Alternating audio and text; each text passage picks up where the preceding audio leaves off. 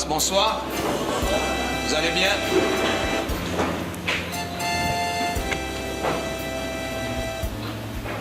Nous avons au moins 4 jours à passer ensemble.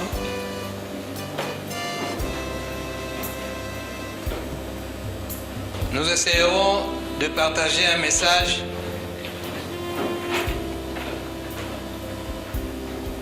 et notre thème principal c'est être riche pour Dieu. Être riche pour Dieu.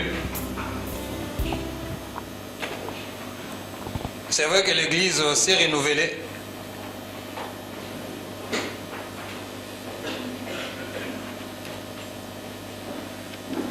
Nous essaierons de parler comme à un peuple qui n'a jamais entendu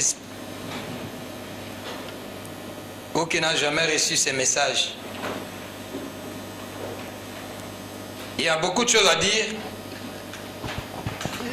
sur ces messages. Comme on l'a dit, on a pris 4 jours. Mon risque aussi de ne pas finir pendant ces 4 jours. Parce que notre souci majeur est que chacun de nous puisse saisir la pensée de Dieu à travers de ces messages. Nous avons une échéance devant nous. C'est de nous retrouver dans notre nouvelle locale. Mais il faudrait que toi et moi nous soyons des acteurs par rapport à cette opération temple que nous sommes en train de faire. Mais tu ne peux pas faire cette opération ou être acteur étant ignorant de la parole de Dieu. La Bible parle de tout. Et pendant ces 4 jours, nous essaierons aussi de toucher à l'argent. Ce n'est pas un sujet tabou. Mais nous ne parlerons pas de l'argent pour que vous puissiez nous enrichir. Non. Nous voulons apporter tout simplement la connaissance.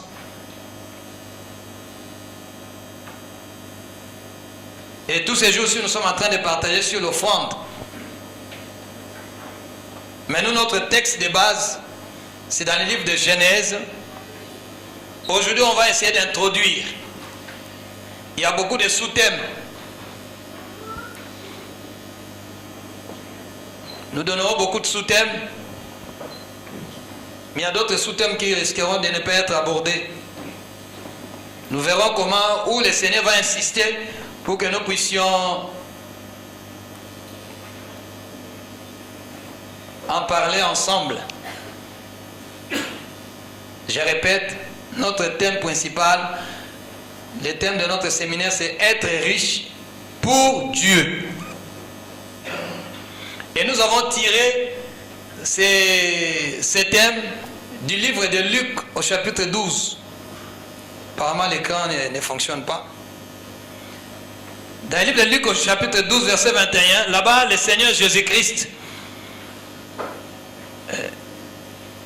est en train de parler de la richesse, mais non la richesse selon le monde, mais la richesse selon Dieu. Il a parlé à travers d'une parabole. Comme nous ne cesserons de le dire, parabole, la parabole veut dire prendre des exemples terrestres pour expliquer les réalités du ciel. Je répète, quand on nous parle de la parabole, c'est synonyme de prendre des exemples terrestres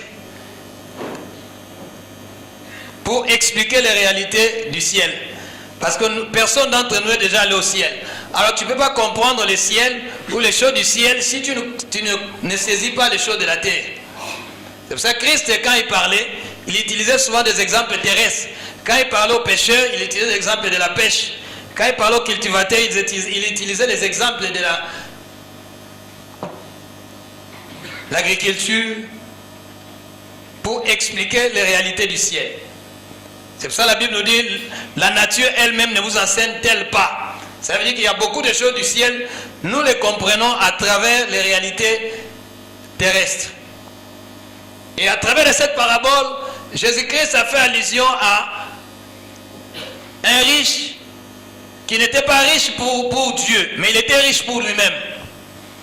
Et ici à l'église, nous voulons parler d'être riche pour Dieu, non pour toi-même, non pour soi-même, mais être riche pour Dieu. Et le mot riche n'est pas du tout un mot qui est emprunté du monde, mais c'est un mot aussi qui est biblique. Dans la Bible, on a vu des gens qui étaient riches, qui étaient encore de plus en plus riches. Quand tu prends l'exemple des gens comme Abraham, Jacob, c'était des gens qui étaient très riches. Je le répète, nous voulons introduire ces messages. Être riche pour Dieu. Nous avons tiré notre message du livre de Luc au chapitre 12, verset 21. Là où Christ a fait allusion à quelqu'un qui était riche, non pour Dieu. Mais c'est que Dieu veut pour toi, pour moi, que nous soyons des riches pour lui. Sinon, on pourrait juste parler de la richesse. Mais on pourrait juste mettre l'accent sur être riche. Mais nous insistons être riche pour Dieu. Un riche, par définition, tout le monde sait, c'est quelqu'un qui vit dans l'abondance. C'est quelqu'un qui a une abondance. Ça peut être matériel. Quelqu'un qui a l'autosuffisance. On peut t'appeler riche parce que tu vis dans l'abondance, tu vis dans l'opulence. Tu as tout ce dont tu as besoin. Mais dans l'église, normalement, un riche, nous mettons l'accent sur l'abondance des vertus de Dieu. Un riche, dans l'église, ou dans les domaines spirituels, nous disons que c'est quelqu'un qui est dans l'abondance des vertus spirituelles ou chrétiennes.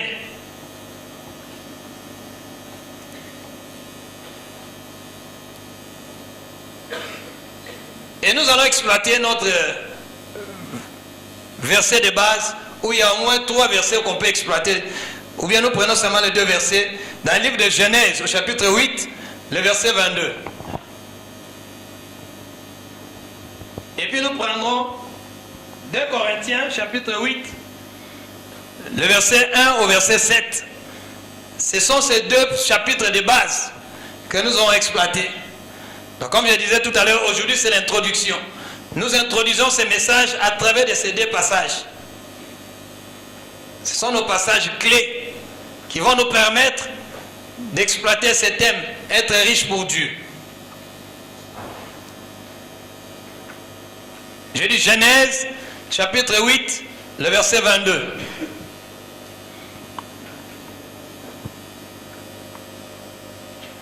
Si le frère Zacharie peut nous faire la lecture.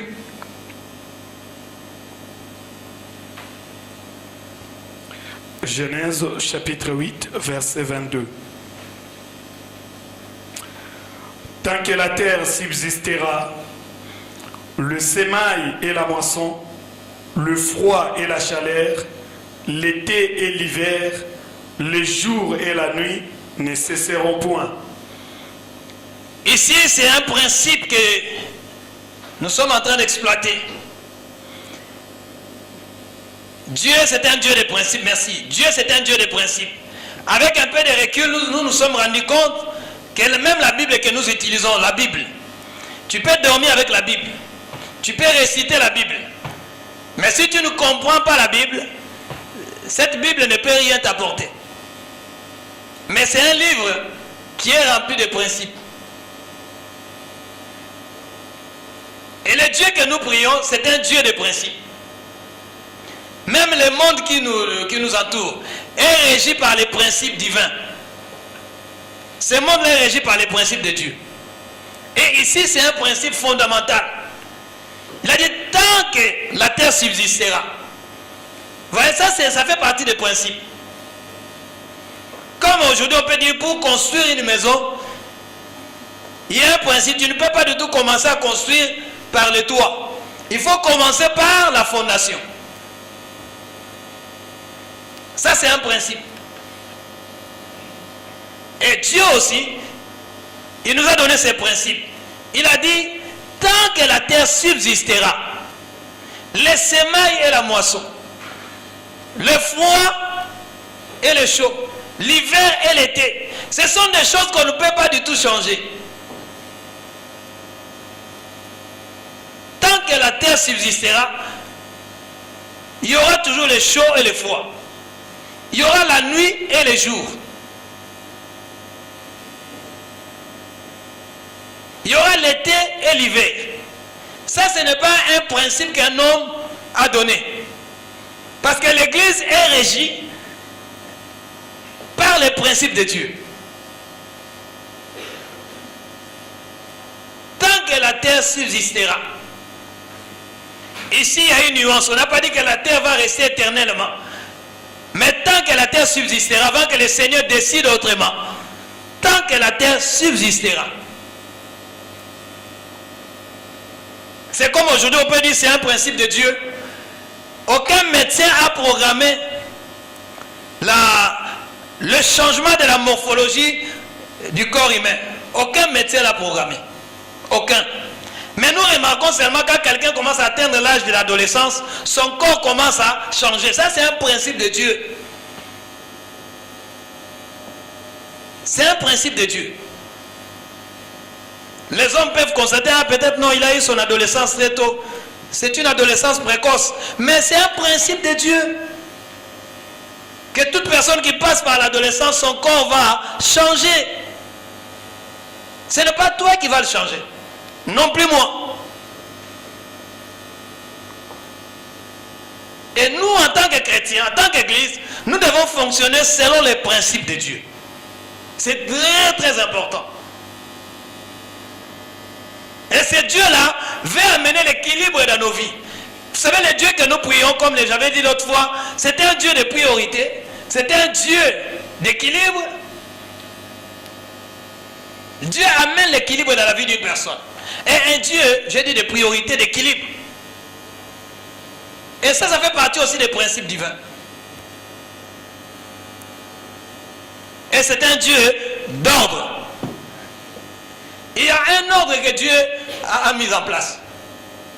Vous verrez que la lune ne prendra jamais la place du soleil. Quand la lune prend la place du soleil, on appelle ça l'éclipse solaire. C'est-à-dire qu'il y a un dysfonctionnement. Et l'Église doit connaître ces choses. Souvent nous voulons faire les choses selon nous. Mais Dieu a mis des principes en place. Et ces principes-là doivent être respectés. Et ici, c'est Dieu qui le dit.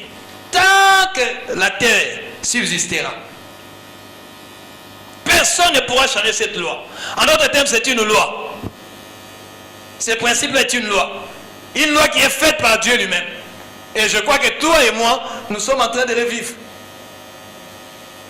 Nous le vivons tous les jours. Il y a les jours, il y a la nuit. Il y a l'hiver, il y a l'été. Bientôt l'hiver va nous laisser. Et l'été va prendre place. Donc pour dire tout simplement que c'est un principe de Dieu. Et si nous sommes d'accord, c'est un principe de Dieu. Mais dans ces principes-là, Dieu a dit encore, il y a les semailles et la moisson. C'est-à-dire, il y a la loi des semailles et la loi des moissons, de la moisson. Et vous verrez ici, on a parlé des semailles au pluriel. La moisson au singulier. Cela veut dire que le Seigneur nous appelle. Le semaille, c'est synonyme tout simplement de la sémence. Ça peut être une postérité, ça peut être le sperme. C'est une sémence. D'ailleurs, la Bible nous parle de différentes sortes de sémences. La parole de Dieu est une sémence. Quand tu vas parler dans Matthieu chapitre 13, on nous parle de cette sémence. Le semeur est passé, il a jeté la sémence. On nous parle de la mort de Christ, c'est une sémence. Jésus, on l'a traité de germe. En fait, c'est une sémence. Il a été sémé où? Dans la terre. Et quand il est sorti de la terre, il est ressuscité. Il a pu être glorifié. Si aujourd'hui, toi et moi, nous sommes sauvés parce qu'il y a eu une graine qu'on a sémée. C'était à travers de sa mort. Et la libéralité aussi, le livre de Corinthiens nous parle de la libéralité comme étant une sémence. En d'autres termes, il y a plusieurs sortes de sémences. Et le Seigneur nous appelle. C'est l'action de s'aimer. Quand on parle de sémailles, c'est l'action de s'aimer. De jeter une graine dans la terre.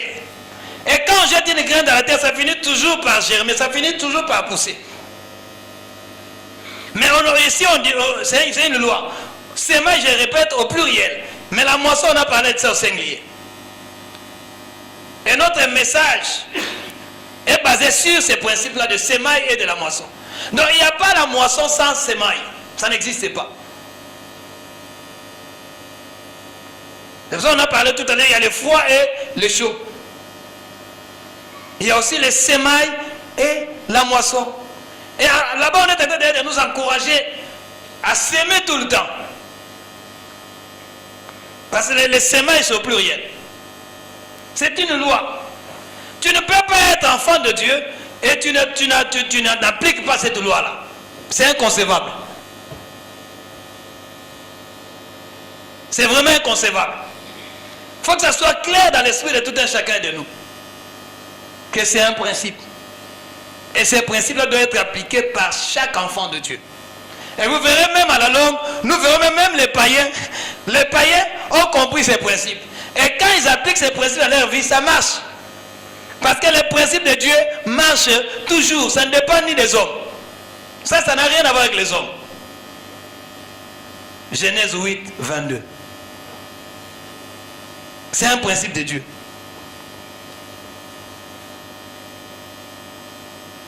Et comme Dieu ne ment jamais, tout ce qu'il dit, ça se réalise.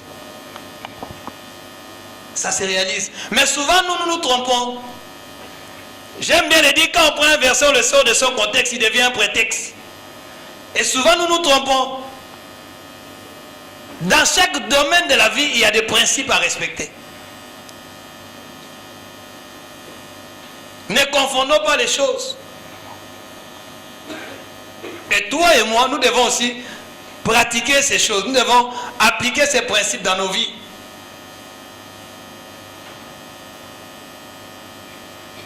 Si nous voulons réellement être riches pour Dieu, je répète, c'est un Dieu de priorité, un Dieu d'équilibre, un Dieu d'ordre.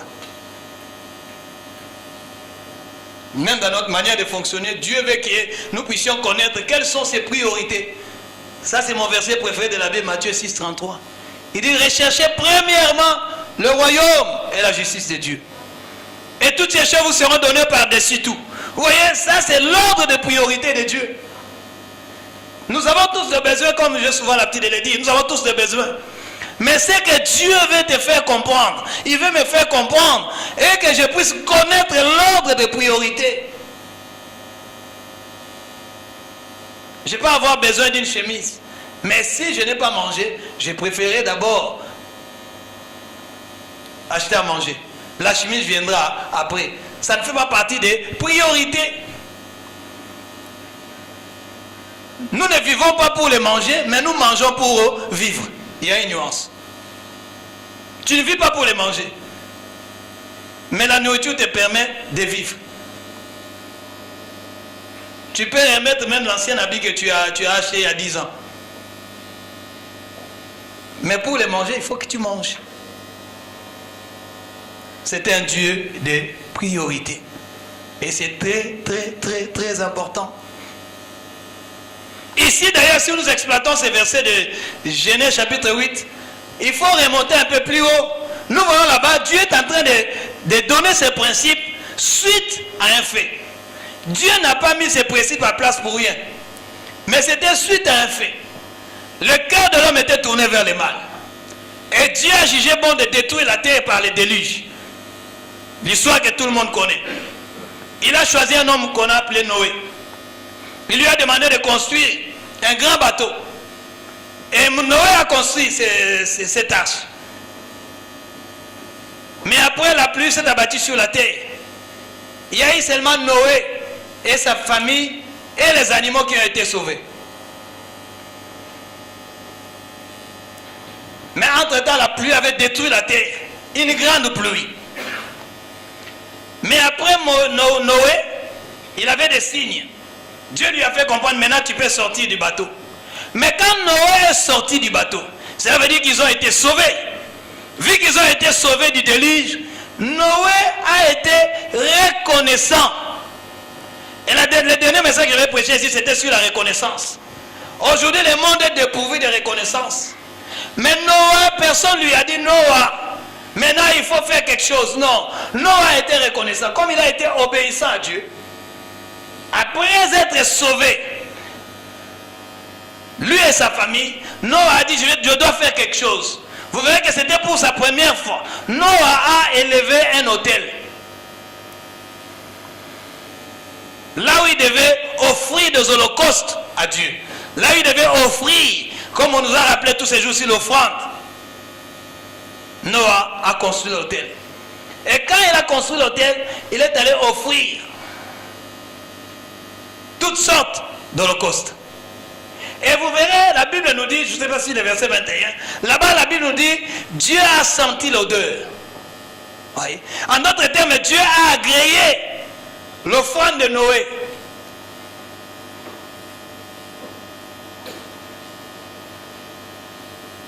Et suite à cette offrande de Noah, ou Noé, Dieu s'est senti dans l'obligation de changer la loi. Dieu s'est senti dans l'obligation d'arrêter la malédiction. Dieu a jugé bon de ne plus maudire la terre. Si tu lis, tu verras. Mais qu'est-ce qui a poussé Dieu à mettre ces principes en place? C'est l'attitude de Noé. Noé a senti que je suis sauvé. Ma famille et moi, je dois être reconnaissant à l'Éternel.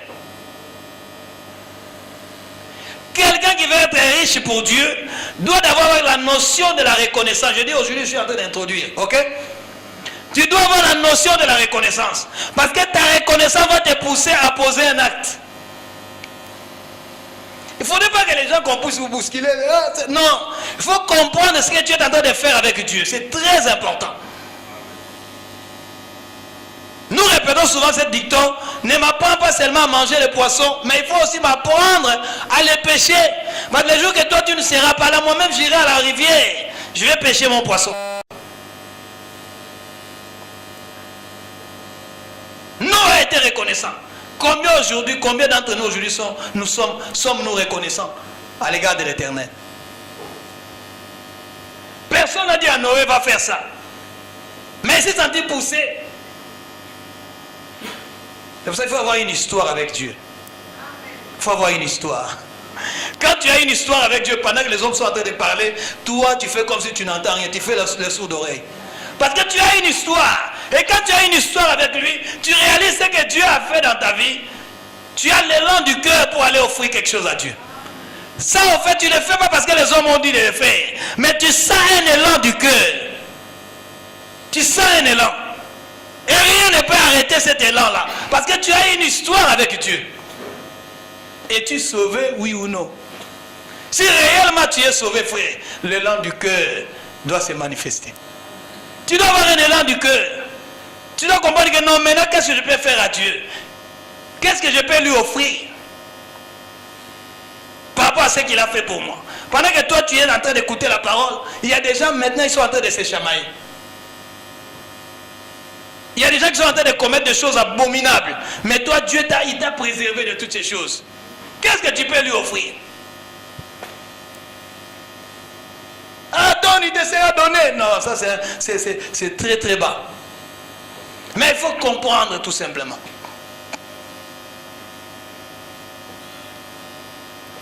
La reconnaissance de Noah a poussé Dieu à dire non, je ne veux plus maudire la terre. Mais ici, ça n'a rien à voir avec la première malédiction que Dieu avait prononcée dans le livre de Genèse. Non, ce n'est pas ça. Là, la malédiction par rapport à ce que Dieu avait dit ici. Parce que Dieu était déterminé de détruire la terre. Mais quand il a vu cet homme Noah reconnaissant, Dieu a mis ses principes en place. Tant que la terre subsistera, les semailles et la moisson, le froid et le chaud, l'hiver et l'été, toutes ces lois ne peuvent jamais disparaître.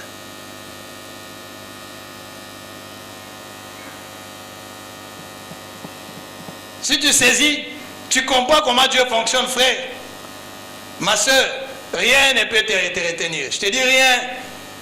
Je le répète, rien. C'est pour ça dans nos églises, souvent nous confondons. Il y a des choses que tu ne peux jamais obtenir par la prière. Je suis désolé de dire, j'aime la prière.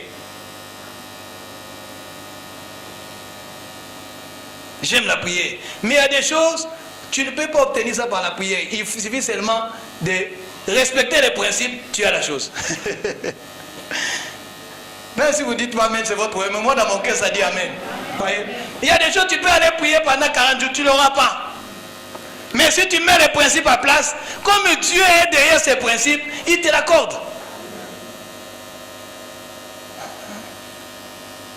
Et ça, c'est une loi. Celui qui sème peu moissonnera peu. Ça, ce n'est pas une loi de l'église Amour et Vérité. Non. Ce n'est pas un homme qui l'a dit, non.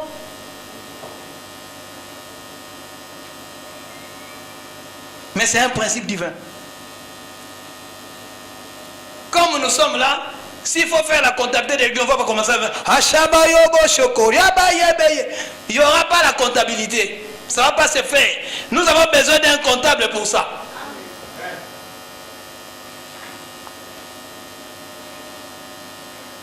Ne crois pas qu'on aura... Non, tu pourras... Non. On a besoin d'un comptable. Quelqu'un qui est du domaine. C'est pour ça que Dieu ne nous réunit pas en vain, frère. Si Dieu nous réunit, il réunit toutes les compétences. Il sait pourquoi. On a besoin de ta compétence. On a besoin de ma compétence. Et même dans le domaine financier, il faut savoir aussi que dans le domaine financier, ça marche par rapport à cette loi-là. Des semailles et de la moisson. Tu risques de dire, mais finalement, moi, ça fait longtemps que j'ai pris. Il y a un homme de Dieu, j'avais donné cet exemple, je me rappelle c'était quand. Il y a un homme de Dieu dans la Bible, il était plein d'onction. Plein d'onction. Mais il est mort, il a laissé sa famille avec des dettes. Vous le connaissez? Un homme plein d'onction. Il est mort, mais il a laissé sa femme et ses enfants avec des dettes. Les créanciers, quand il s'est pointé, il a dit non, ton mari servait Dieu, mais il me devait. Mais plein d'onction.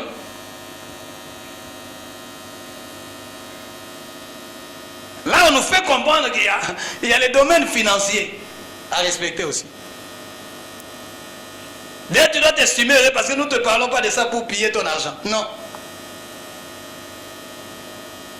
Nous t'apportons tout simplement la connaissance. Parce que la Bible nous dit, mon peuple est détruit parce qu'il lui manque la connaissance. Comme tu as rejeté la connaissance, moi Dieu aussi je te rejette. Je me rappelle même Jésus d'une manière miraculeuse.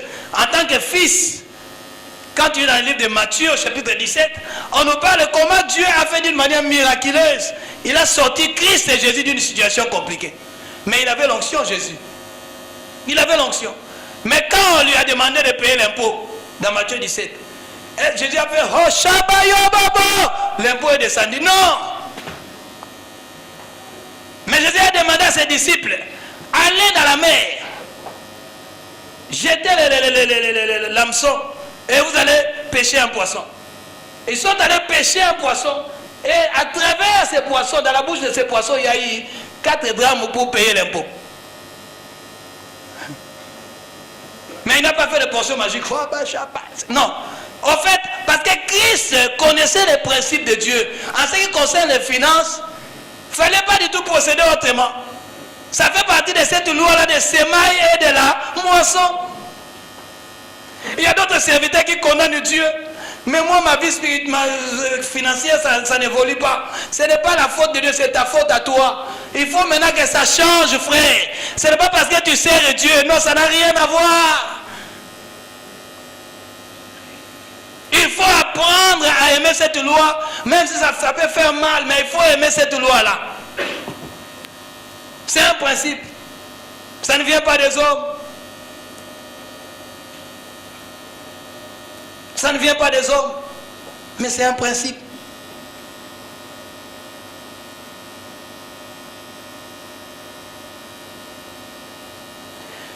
Nous voulons amener l'Église à ne plus du tout prendre l'argent comme étant un sujet tabou. Souvent quand nous parlons de l'argent, on nous prend pour des hommes charnels. Non, ça n'a rien à voir avec le charnel. Jésus même dans son ministère, quand tu lis bien la Bible, on nous parle des femmes qui avaient beaucoup d'argent qui soutenaient son ministère. Mais lui qui avait l'onction plus, il n'avait pas besoin de toutes ces femmes-là. Il pouvait seulement claquer du doigt. Et ça répondait à ses besoins. Mais comme Christ est notre modèle, Paul a dit, soyez mes imitateurs comme moi je le suis de Christ. Nous devons aussi imiter Christ, la manière dont il a vécu parmi les hommes. Il ne faudrait pas que l'argent devienne un obstacle pour nous empêcher de faire l'œuvre de Dieu. Vous savez, des fois on a du mal à faire l'œuvre de Dieu parce que l'argent est un sujet tabou. Entre-temps, on a besoin d'argent. Mais on ne peut pas en parler. Pourquoi? Parce qu'on a fait de ça un sujet tabou. On doit parler d'argent parce que notre motivation est pure. Pendant que je suis en train de vous parler, Dieu inspecte mon cœur. Mon cœur est pur. Je ne parle pas de ça avec de mauvaises intentions. Il faut qu'on parle de ça librement. Librement. N'oublions pas, la Bible nous dit que l'argent répond à tout. Ce n'est pas le verset d'Éric. C'est un verset biblique. Dieu a dit que l'argent répond à tout.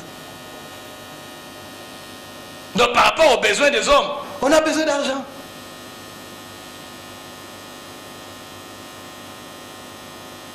Ça répond à tout. Donc pour dire tout simplement, frère, comme je disais tout à l'heure, on a besoin de comprendre cette notion de sémaille et de la moisson. Je me répète encore. J'ai dit, la parole de Dieu est une sémence. Les bonnes œuvres est une sémence. La libéralité est une sémence. La mort de Christ est une sémence. Donc tout passe par la sémence. Même toi comme tu es là, tu es le fruit d'une sémence. Cette sémence a été mise quelque part. Et ça produit la personne que tu es. La personne que je suis.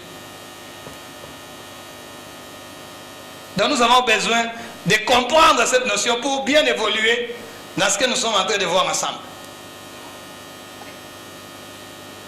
Et si tu ne comprends pas ça, c'est un verset d'ailleurs qu'on nous a appris quand nous nous sommes convertis, Proverbes chapitre 11, verset 24. Là-bas, on nous fait comprendre ceci. Celui qui épargne en excès ne fait que s'appauvrir. Donc c'est une personne qui ne connaît pas la notion de sémaille et de la moisson. Celui qui épargne en excès ne fait que s'appauvrir. Mais celui qui donne libéralement ne fait que s'enrichir. Qui donne libéralement. En fait, si nous parlons de donner libéralement, il faudrait que tu comprennes. C'est pour ça que j'ai dit Noah avait compris. Noah n'a pas fait l'Holocauste n'importe comment, parce qu'il avait compris. Parce qu'il avait tout simplement compris. Et la Bible nous dit, celui qui épargne en excès ne fait que s'appauvrir. Mais celui qui donne libéralement ne fait que s'enrichir. Ça, c'est un principe de Dieu. Ça rejoint notre principe de sémaille et de la moisson. Parce qu'aujourd'hui, qu'est-ce qui se passe? Souvent, nous, les hommes de Dieu, nous disons aux gens, donnez, vous sera donné. Mais nous-mêmes, nous ne donnons pas. Ça n'a pas de sens. Si tu es un homme de Dieu dans la salle, je suis désolé de te le dire, mais c'est pour ton bien. Pour que tu comprennes aussi que toi aussi, tu dois donner. Tu dois donner. Mon verset préféré de Actes 20, 35, la dernière partie. Il y a plus de bonheur à donner qu'à recevoir. C'est pour ça que la Bible nous dit, celui qui épargne en excès ne fait que s'appauvrir. Toi, tu crois peut-être t'enrichir, mais tu es en train de t'appauvrir. Laisse-moi te dire, je vais encore répéter ça dans l'assemblée. Si tu existes aujourd'hui parce que l'autre est là. Nous ne vivons pas pour nous-mêmes. Tu sais, si tu vis parce que l'autre est là. Parce que si l'autre n'est pas là, je vais te donner un exemple. Je vais passer par un exemple concret. Tu es un commerçant. Tu as de la marchandise à vendre. Mais tu te retrouves seul ici, en France. Tu vas vendre ça à qui?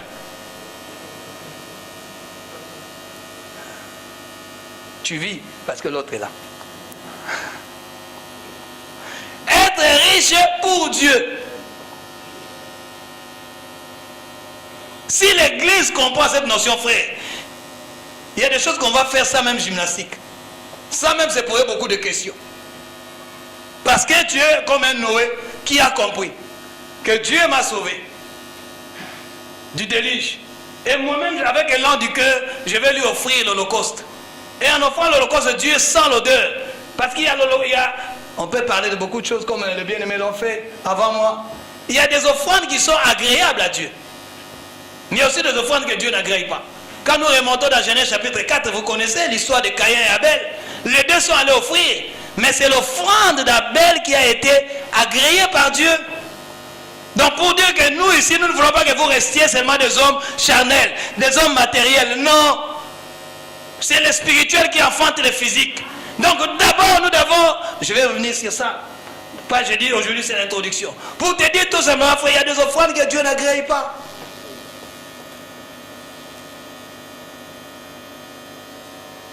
Mais la volonté de Dieu est que toute offrande que nous lui adressons, nous offrons à Dieu soit agréée. Ça soit agréé.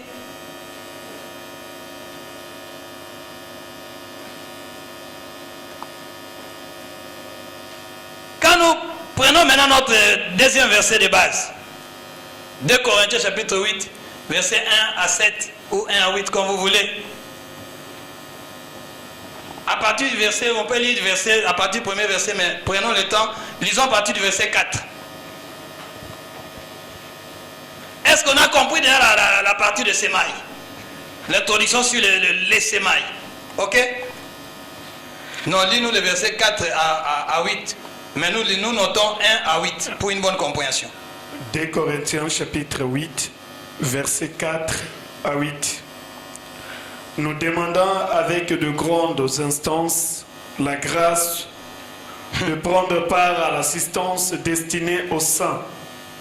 Et non seulement ils ont contribué comme nous l'espérions, mais ils se sont d'abord donnés eux-mêmes au Seigneur, puis à nous par la volonté de Dieu.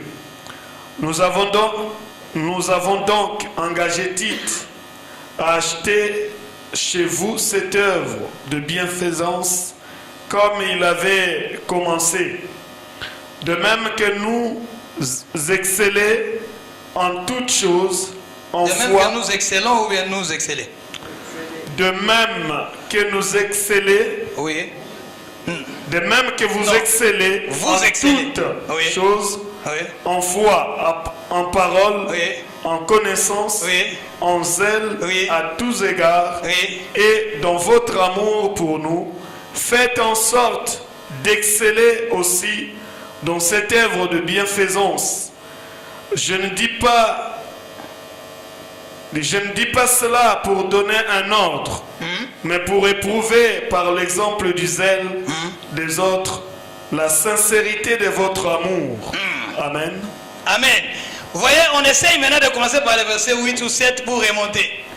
Ici, Paul, il a reconnu, parce que là, Paul se retrouve devant l'église de Corinthe. Mais quand nous allons dans le livre de Corinthe, dans 1 Corinthiens chapitre 1er, si tu lis à partir du premier verset jusqu'au verset 7, on peut dire, vous verrez là-bas, Paul est en train de décrire l'église de Corinthe. Paul est en train de décrire cette église. Le point fort de cette église de Corinthe. Vous verrez que le point fort de cette église de Corinthe, ça rejoint le verset, je crois, 7 ou 8, là où le frère est en train de nous lire. Et c'est pour ça qu'on a dit au départ, on a dit que c'est un Dieu de priorité, un Dieu d'équilibre et un Dieu d'œuvre. Donc, c'est un Dieu qui amène l'équilibre dans la vie des chrétiens. Et toi, un chrétien, tu dois être équilibré. L'église aussi doit être équilibrée. Ne confondons pas ce qui est matériel à ce qui est, entre guillemets, spirituel. Donc, il faut qu'il y ait l'équilibre. Ici, vous verrez que Paul est en train d'expliquer le point fort de cette église de Corinthe. Il dit que, comme vous excellez en foi, en connaissance, et en quoi encore? Et en parole. Vous voyez donc, alors cela n'exclut pas le matériel. Comme d'autres personnes disent, oh, quand je vais à Amour et Vérité, j'écoute la bonne parole. C'est bien, mais il ne faudrait pas que l'église Amour et Vérité soit bancale. Nous excellons en parole, c'est une bonne chose. Nous excellons en foi, c'est une bonne chose. Nous excellons en connaissance, mais n'oublions pas que le Dieu que nous prions, c'est un Dieu d'équilibre. Il faut que toi et moi, nous soyons équilibrés. Si nous ne sommes pas équilibrés, nous allons mélanger les torchons et les serviettes. Et il n'y aura plus de sens. Il n'y aura plus de sens. C'est pour ça même on avait prêché ici, je me rappelle, on a donné des enseignements ici, pour ramener nos frères et ceux qui ont des papiers, nos frères et ceux qui peuvent encore aller à l'école. Nous vous avions dit, ces choses-là ne se résolvent pas par la prière. Mais si tu as la capacité d'aller faire une formation, va faire une formation pour quitter toujours, ne reste pas toujours femme de chambre. Ne reste pas toujours gardien. Si tu as la possibilité d'aller étudier, de faire des formations, vas-y frère. Là, Dieu ne va pas descendre là. Oh mon fils, fallait faire une formation. Non. Parce que les gens qui sont TTS, trop spirituels, croient que ces choses-là vont se faire comme ça. Non frère. Il faut te lever et aller chercher une formation. Tu verras que ça n'a rien à voir avec Dieu. Ça fait partie des principes divins. Surtout les églises à connotation noire. Nous ne voulons pas exceller. Exceller, c'est abonder. Exceller, c'est chercher à faire le mieux. L'exceller, c'est être meilleur. Frère, il faudrait qu'amour et vérité deviennent meilleurs. Si on nous prêche une bonne parole, c'est une bonne chose. On a la foi, c'est une bonne chose. On a la connaissance, c'est une bonne chose. Mais nous devons être équilibrés. L'avion ne peut pas voler avec une seule, on dit un ou une. Un seul aile. Une vous aussi, je voulais dire une vous. Parce que si l'avion n'a pas une autre aile, qu'est-ce qui va se passer? Est-ce que cet avion va voler? C'est la réalité de plusieurs chrétiens ici. Et on croit que Dieu, ce n'est pas l'histoire de Dieu, c'est ton histoire. Il y a la part de l'homme et la part de Dieu. Donc tu dois faire ta part, frère. L'église doit faire sa part. Tu vas mourir pauvre, tu vas dire que ça c'est Dieu qui veut que je puisse mourir pauvre. Oh, heureux les pauvres, lis bien, heureux les pauvres en esprit. Pas les pauvres comme ça, heureux les pauvres en esprit. C'est ça Agur a dit dans le livre de Proverbes au chapitre 30. Il a dit, moi je demande à Dieu deux choses. J'aimerais pas être pauvre. J'aimerais pas avoir beaucoup d'argent. Mais si je suis pauvre, je vais régner même l'existence de Dieu. Et si je suis trop riche, je vais oublier que Dieu existe. Vous voyez? Donc ça c'est Dieu qui le dit. Agur, dans le livre de Proverbes, chapitre 30, je crois que c'est le bon chapitre. Paul et Agur a dit ça. Et souvent dans nos communautés, nous avons des gens, des désœuvrés. Je ne te condamne pas, mais je suis en train de t'encourager, frère. Tu n'es pas appelé à être ce que tu es là. Tu peux encore en faire mieux. Il y a des gens qui sont devenus aujourd'hui des infirmiers. Il y a des gens qui sont devenus aujourd'hui des comptables. Mais ils ont fait des efforts parce qu'ils ont compris que non. Comme nous le disons souvent dans nos communautés là, surtout nous autres, on était des sacrifiés parce qu'on n'avait pas de papier. Mais quand tu as les papiers, frère, lève-toi, va faire une formation, tu es capable de réussir. Amen. Tu l'as dit, mais tu n'agis pas. Avec Dieu, nous ferons des exploits. Tu l'as dit, non? Amen. Mais tu crois que l'exploit, c'est même pour chasser les démons. Les grands démons à chasser, c'est ta paresse. C'est de ne pas voir loin. Il faut chasser ces démons-là, frère. Ça, c'est un grand démon. Oui. Pour chasser les démons, parce que tu ne vois pas ces démons-là. D'ailleurs, quand tu vois les démons, tu fuis. Il faut exceller. Il faut exceller. J'aime un frère ici qui nous rappelle toujours l'excellence. L'excellence, je dis, quand il nous parle d'excellence, nous avons les têtes baissées. Tous on a les têtes baissées parce qu'il nous dit des choses qui sont tellement vraies. Il dit dans votre manière de faire, là, il n'y a pas d'excellence. Là, on baisse seulement nos têtes. Là, le pasteur Philippe me comprend quand nous parlons comme ça. Mais c'est un frère qui nous buste, qui nous pousse à aller de l'avant. Tu n'es pas appelé à être ce que tu es là. Amen. Tu excelles en foi, c'est une bonne chose. Tu excelles dans la connaissance, c'est une bonne chose. Tu excelles, mais il faut maintenant exceller dans les œuvres de bienfaisance. Et c'est ce que nous sommes en train, c'est là où nous mettons le doigt. Nous mettons le doigt là-dessus, frère. Oui, je reçois cette bénédiction-là. Oui. Nous avons des jeunes filles, surtout les africaines. Votre diplôme, c'est seulement avoir des enfants. Je l'ai déjà dit ici. Oui, votre diplôme, c'est avoir les enfants. Les jeunes gens qui viennent dans nos communautés, l'autre point final, votre terminus, c'est marier. Mais vous allez vous marier, puis vous commencez à dire, vraiment la pauvreté nous fait défaut. Ce n'est pas question de pauvreté. Pour sortir de la pauvreté, on n'a pas besoin de prier pour ça. Oh, démon de pauvreté, non, viens mon frère. Qu'est-ce que tu as fait dans la vie? Oh, c'est cela. Va continuer la formation. Va faire ceci, cela. Va faire cela. Tu verras que la pauvreté, on va là.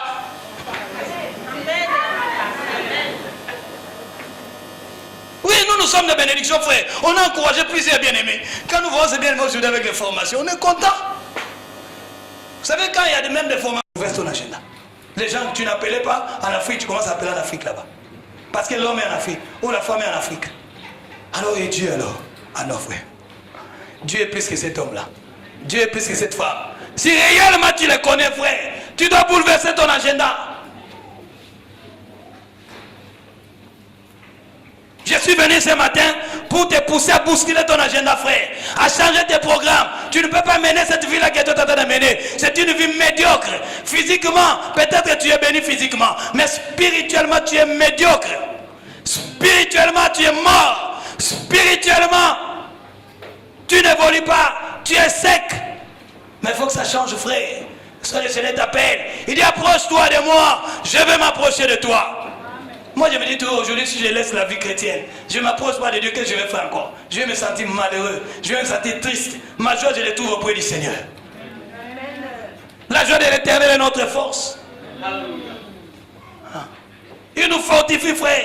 Quand nous sommes dans sa présence, nous vivons des choses extraordinaires. Nous vivons des choses merveilleuses que les hommes ne peuvent pas vivre. Les choses que les oreilles humaines ne peuvent pas entendre. Les choses que l'œil humain ne peut pas voir. Mais nous, nous sommes en train de voir ça. Nous sommes en train de les vivre. Pourquoi ne pas s'approcher davantage de lui? Il y a un homme qui m'a dit, mais tu n'es pas allé aux Indes, en Inde pour toucher au talisman. Je dis, tu ne connais pas. Quand on s'approche de Dieu, je le disais même au pasteur Philippe, c'était hier je crois. Cet homme-là, il connaît même cet homme-là. Il m'a dit, mais toi, tu dois toucher au talisman. J'ai dit, parce que tu as été dans le monde occulte, c'est toi qui dis ça. Dieu l'a touché d'une manière, alors il a dit, mais c'est pas possible. Je lui ai dit, la puissance, ce n'est pas de l'autre côté, c'est dans le Seigneur Jésus. On n'a pas allé au Nigeria, frère. On n'a pas allé aux États-Unis pour aller chercher la puissance. La puissance est auprès de notre Dieu. Mais il faut être avec lui. Moïse était avec Dieu et Dieu lui a fait manifester sa gloire. Mais on ne doit pas s'arrêter seulement à ça, frère. Moi maintenant mon fardeau est que toi et moi nous puissions connaître le Seigneur. Si nous le connaissons, alors c'est le fait qui s'allume, frère. Amen. Ne nous éloignons pas de Dieu. Regarde dans ta vie, qu'est-ce qui t'éloigne du Seigneur? Tu te connais mieux. Tu as privilégié d'autres programmes. Or que le programme de Dieu doit primer. Mais toi tu as privilégié d'autres programmes. Tu vis comme c'est tout le monde. Connais-tu le Seigneur? Connais-tu le Seigneur? As-tu un jour rencontré cet homme? Saül et Tarse rencontrent cet homme, sa vie était bouleversée. Jésus, quand tu le rencontres, il bouleverse ta vie. Et ça, je l'ai dit avec certitude. Je n'ai même pas à me poser de questions. Parce que quand tu le rencontres, il bouleverse ta vie. Et il ne te laisse pas tranquille. Si tu mènes une vie qui n'est pas pour sa gloire, il ne te laisse pas tranquille. Moïse était bien dans l'opulence, mais il y avait quelque chose qui l'interpellait, frère. Oh Jésus, où sont les hommes et les femmes qui sont interpellés par la voix du ciel? C'est une invitation qui ne vient pas d'un homme. Ce n'est pas Eric qui te lance l'invitation, mais c'est une invitation divine. Amen. Nous sommes pressés quand on nous invite à un mariage. Nous sommes prêts, nous nous habillons, il faut qu'on me voie. Mais ça c'est une invitation qui est plus qu'une invitation d'un mariage. Amen. Jésus t'invite. Quel privilège t'as d'être invité par le Seigneur des Seigneurs, le roi des rois. Mais pourquoi alors tu déclines l'invitation, frère? Tu passes à côté de quelque chose de formidable. Là où les autres sont en train de pleurer, normalement toi tu ne dois plus pleurer. Mais quand tu observes aujourd'hui, nous pleurons comme les gens de ce monde. Il a dit, vous êtes de Dieu. Mais pourquoi tu es Dieu? Parce que la parole de Dieu t'est adressée. Amen. Tu n'es pas n'importe qui. Mais pour être n'importe qui, frère, il faut être, pour ne pas être n'importe qui, il faut être proche de lui. Qu'est-ce qui t'éloigne de Dieu? Qu'est-ce qui t'éloigne de lui? Qu'est-ce qui t'éloigne de lui? Qu'est-ce qui t'éloigne de Dieu? Et j'ai compris quand j'ai observé maintenant la vie de ces peuples. J'ai vu les contrastes. Esclaves qu'ils étaient, même malgré qu'ils étaient esclaves, ils n'ont pas connu Dieu. Moïse libre qu'il était, mais il a connu le Seigneur. Moïse, et vous verrez, en aucun jour Moïse il regrettait au fait le peuple était une pierre d'achoppement pour lui. Moïse, en aucun jour il a regretté l'Égypte. Mais le peuple, à chaque fois qu'il y avait un obstacle, il regrettait l'Égypte. Il y a même des chrétiens qui nous font du chantage. Si vous ne venez pas, je ne viens plus à l'église. Ne viens plus, frère. Je ne suis pas mort pour toi. Ne viens pas. Tu ne connais pas encore Dieu. Si tu connaissais Dieu, tu n'allais pas tenir un tel langage. C'est vrai. Pierre, il a rencontré cette parole. Les autres sont partis. Et alors Jésus a dit, mais toi alors, pourquoi vous êtes restés? Il a dit, mais à qui irons-nous? C'est toi qui as les paroles de la vie. Ne viens pas me faire du chantage, frère, je n'ai plus ce temps-là. Moi, j'ai le temps maintenant d'aller vers Dieu, d'aller rechercher Dieu. Parce que quand je vais me lever ici, que je te donne une parole qui ne te laisse pas tranquille. Tu dis, mais what? Il prêche avec autorité, mais cette autorité lui vient d'où? Ça vient du ciel. Amen.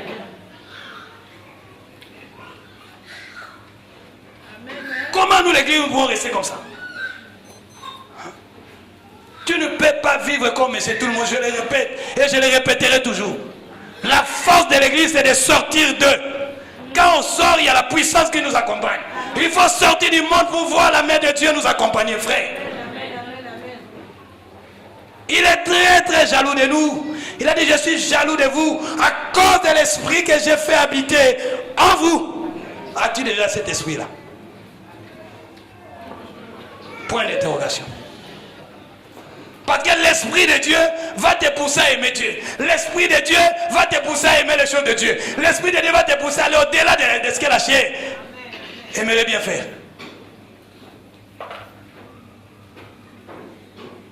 Après, on va condamner Dieu. Non, Dieu reste toujours juste. J'aime ce Dieu-là. J'aime ce Dieu.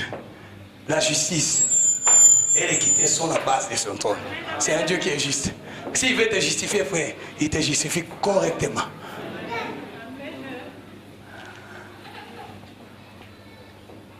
Je t'invite, frère, à te rapprocher de lui. Il n'est pas loin de nous, ce Dieu-là. Mais c'est nous. C'est nous. Tu as vu l'opposition de deux attitudes. Et comme ils n'ont pas connu Dieu, alors comme ils n'ont pas connu le Seigneur, voilà les sorts. Mais Moïse a demandé à Dieu, fais-moi connaître tes voies. Il y a des prières que nous faisons des fois, le Seigneur, là où il est assis sur son trône, il regrette. Il dit, ah, insensé que tu es. Jésus était avec les disciples, il a compris que les disciples ne me comprennent pas encore. Ils ne comprennent pas que moi je ne mets pas l'accent sur tout ce qui est matériel. Moi je mets l'accent sur ce qui est spirituel, parce que c'est le spirituel qui enfante le physique. Mais les disciples ne me comprennent pas. Alors il a dit, vous savez, ne vous inquiétez même pas de votre lendemain. Parce que personne, par ses soucis, il peut rendre un de ses cheveux blancs. Même quand tu te peines, tu ne sais même pas combien de cheveux qui tombent. Mais Dieu le connaît. Ça veut dire que c'est un Dieu qui va dans les détails près. Il y a des détails de ta vie qui t'échappent, mais le Seigneur le contrôle. Je vais te donner un exemple. Quand tu lis le livre de Jude, j'ai dit, mais Dieu aussi. Il y a des choses, qu'est-ce qu'il y a de différent là-dedans? Mais quand Dieu prend soin de toi, il prend soin même de moins de détails, frère. Quand tu le connais, il agit même là où tu t'attends de moi. Moïse meurt. Moïse est mort. Or que nous disons, les morts n'ont plus de mémoire. Les morts n'ont plus de souvenirs. Les morts n'ont plus part à tout ce qui s'est fait sous le soleil. N'est-ce pas? Mais Dieu mobilise son armée pour défendre le corps de Moïse. Wow. Quel Dieu est semblable à lui? Les diables voulaient prendre le corps de Moïse. Toi, d'ailleurs, si tu meurs, on prend ton corps, on le bouille. Pas. Oui, Albert, il est là. J'ai entendu. Ok. Mais Moïse, mais c'est pas possible. Au lieu que Dieu mobilise l'armée pour les vivants, Dieu a mobilisé l'archange Michael. Dieu a dit, va là-bas. Il y a le corps de Moïse qu'on veut prendre par les diables. Va me récupérer ce corps. Quelle dimension de Dieu? Moïse est déjà mort. Mais son corps, frère, tu ne le connais pas. Je te dis que tu ne le connais pas. Tu perds le temps. Le fait d'être éloigné de Dieu, tu es en train de perdre beaucoup de choses. Il peut te révéler des choses que toi tu ne connais pas, frère. Comment c'est Dieu là? Je crois que si Dieu avait envoyé le message à un homme de Dieu, alors il va dire qu'il faut prier pour que le corps de Moïse ne soit pas. Ah, on a dit, ça c'est l'esprit comme on nous a enseigné ici, la nécromancie. Mais Dieu est souverain. Il va dans les détails près de la vie de quelqu'un qui le connaît. C'est pour ça, frère, tu as intérêt à le connaître. Tu as intérêt à t'approcher de lui. Auprès de lui, il y a des bonnes choses. Tu ne seras pas dessus. Les hommes, cet homme a dit viens, mais il t'a déjà dessus. Cet homme a dit viens, il t'a déjà dessus. Mais il est le seul à ne pas nous décevoir. Et tu pourrais recevoir ses instructions. J'avais dit aujourd'hui, je vais respecter le temps qu'on m'a donné. Comme ça, on va prier, prêcher encore aujourd'hui. Mais je dis, on ne va pas prêcher ça, sur ça. On reviendra sur les combats de la foi. Combattre les bons combats de la foi.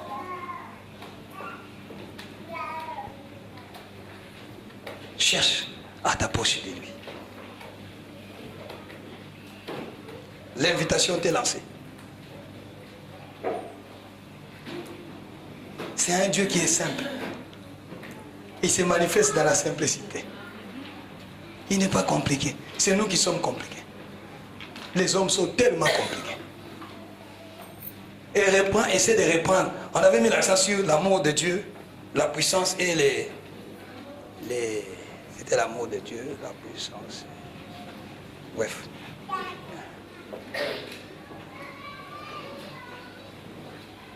Et la présence de Dieu. C'est pour ça que nous parlons. En fait, cette invitation, c'est en d'autres termes, c'est la présence de Dieu. De rechercher la présence de Dieu dans notre vie, frère. La présence de Dieu dans ta vie, c'est l'absence totale des démons. Il y a des gens qui passent toute la nuit à combattre. Non. Normalement, si la présence de Dieu est là, c'est la présence de Dieu qui s'en occupe. C'est la présence de Dieu qui s'en occupe. Les méchants ne résistent pas dans l'assemblée des saints. Et quand tu es tout le temps dans la présence de Dieu, c'est là où Dieu te fait comprendre, te montre tes défauts. Ésaïe, c'était un prophète appelé de Dieu. Mais ici, il est allé dans la présence de Dieu, dans Ésaïe 6. C'est là où il a vu la gloire de Dieu dans sa présence. Il a vu les chérubins. Il a dit, oh, je suis foutu. Personne ne peut voir Dieu vivre. Mais Dieu est venu. Pourquoi? Parce que Ésaïe s'est senti malheureux. Il avait des lèvres méchantes. Il vivait au milieu de moqueurs. Mais comme il était dans la présence de Dieu, le Seigneur a fait une opération chirurgicale. Dieu, il t'a appelé avec tes défauts. Mais il ne veut pas que tu restes avec ces défauts-là.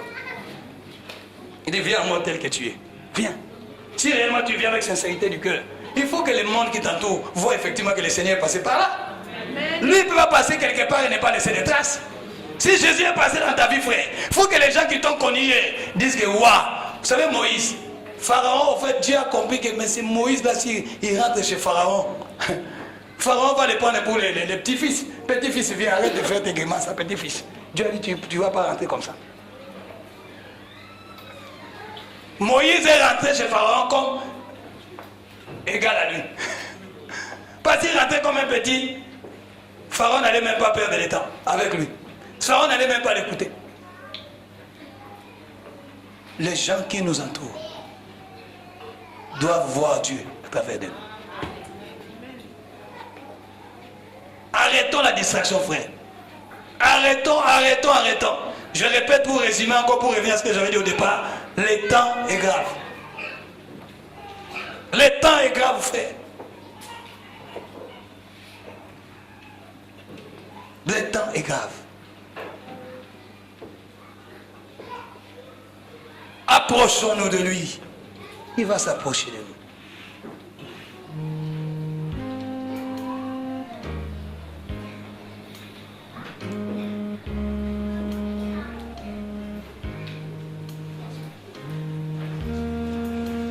Lève-nous.